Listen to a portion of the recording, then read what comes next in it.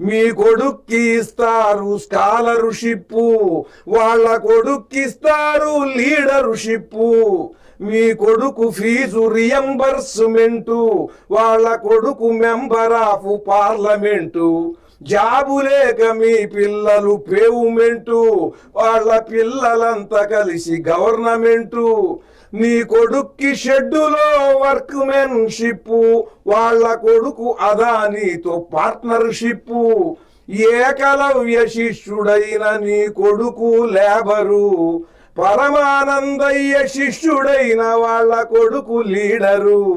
మీ కులాన్ని చీల్చి రెండు చెప్పులు చేసి సంఘద్రోహుల కాళ్ళకి తొడగద్దండి. మీ కులం బలాన్ని ముష్టి చిప్పను చేసి బాబు ధర్మం అంటూ ముష్టెత్తకండి. ఒక్కరోజు మీ ఓట్లు ముష్టెత్త